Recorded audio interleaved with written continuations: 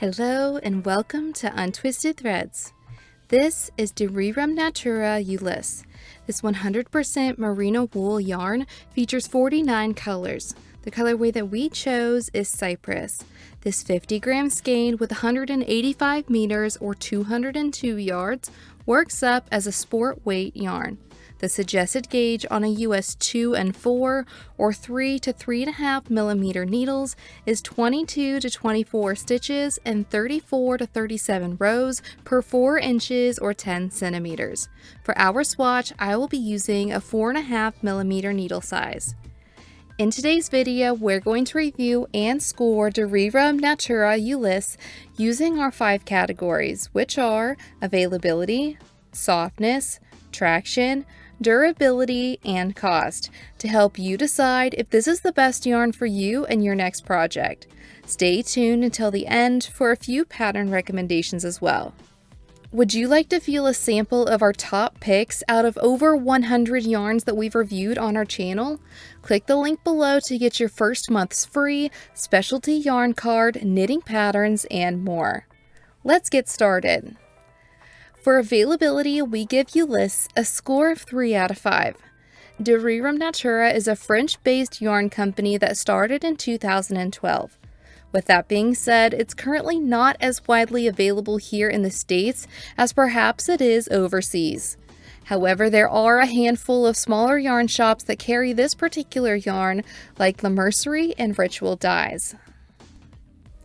For softness, we give it a score of 3.7 out of 5. This is a woolen yarn of soft white French and black Portuguese merino produced in France in an ecological way. I was a little underwhelmed with this 100% merino yarn. To start, it's very matte and a little drying. I don't quite know how to describe it, but it feels like it's trying to be soft, but it's just not soft enough for my sensitive skin. In my head, I think, yeah, I can usually count on merino being soft. But this is a merino, and then I feel it, and my skin says, nope, it doesn't like it. Don't get me wrong, it wasn't rustic, but it was the dryness that started irritating both of my hands as I was knitting our swatch.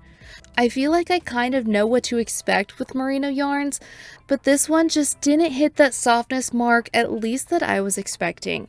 For a comparison, it is softer than Drop's Fable and not quite as soft as Knitting for Olive Merino. I'd say it's pretty comparable to Knit Picks palette. For a micron count or softness scale rating, we'd estimate it to be about a 25, which I know that this micron count is a little bit higher than average for this fiber and just under my tolerance level. After blocking, it did soften a teeny bit, but just more dry and rustic than I was anticipating. It kind of reminds me of my experience with Knitting for Olive Heavy Merino. For traction, we give it a score of 3.5 out of 5. This yarn had good traction. Almost like a cotton or more dry yarns act, I did notice some drag as I was knitting with my nickel-plated needles. It didn't make me feel like I was working with merino yarn, and its dryness made working with it less enjoyable. As mentioned with the softness, this isn't really a soft yarn, so it's not gliding on my needles like a soft yarn would. Personally, I would probably opt out of using bamboo needles with this one, as you may experience too much drag when working with it. If you are a beginner, I would still recommend an aluminum or nickel-plated needle, as this does have traction. I did also want to mention that it didn't have the greatest stitch definition and didn't really get better with blocking. For durability, we give it a score of 4 out of 5. Because merino wool fibers are more fine, it's a little delicate on its own. Plus, with it being a looser 2-ply, the end did come apart when pulling on it. And because it's not superwash treated, it is feltable. Simply put, this means that you should be cautious with washing and choosing a project for this yarn, as places like your underarms could experience the yarn to felt together when you wear it. You also could add another yarn in addition to this one, like a mohair, to help prevent it from felting.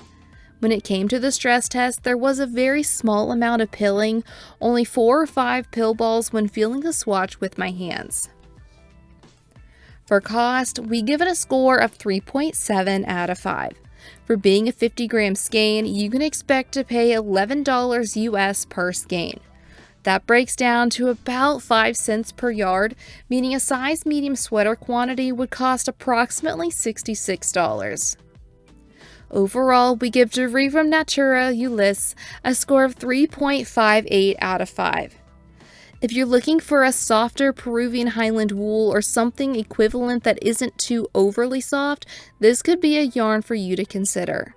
Unfortunately for my sensitive skin, I'm not sure if my hands would like me working with it again unless I try coating them with lotion or pre-blocking the yarn before I work with it. It just doesn't really stand out to me as a yarn that I would run towards working with again. So we had a little look on Ravelry and wanted to share a few pattern recommendations with you, hopefully to inspire you if you're wanting to use this yarn for a project of your own. The first pattern is Saroyan by Feministy.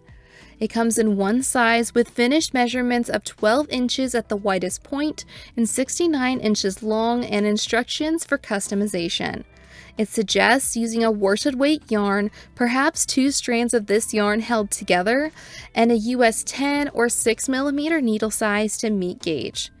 It is knit flat in one piece and could be a great project for beginner lace knitters. It features stockinette, lace edging, and a garter stitch border. The next pattern is Bergliebe by Isabell Kraemer. It comes in 9 sizes with finished bust measurements ranging from 36¼ to 63 inches and recommends 2 to 5 inches of positive ease. It suggests using a US 3 and 4 or 3¼ and 3.5mm needle size and a sport weight yarn to meet gauge. It is worked seamlessly from the top down. Starting with the neck shaping, short rows are worked back and forth to create a higher back neck. The yoke is then worked in the round to the sleeve separation. Increases are worked into the texture part of the yoke, followed by raglan increases for the lower part of the yoke. Sleeve stitches are placed on hold to work on the body from the top down. Sleeves are worked top down in rounds to the cuffs. No finishing is required. The last pattern is Sydänmaa Mittens by Cloudy Days Designs. This free pattern comes in one size and suggests using a US 4 or 3.5mm needle size and a worsted weight yarn to meet gauge. These mittens are worked in the round starting with the ribbing. They feature 2 different types of cables and a biased thumb gusset. Have you used a Rerum Natura Ulysse yarn before? What yarn would you like for us to do a review on next? We would love to hear your thoughts and recommendations in the comments below. If you enjoyed today's review, please give this video a like, subscribe to our channel, and we'll see you next time.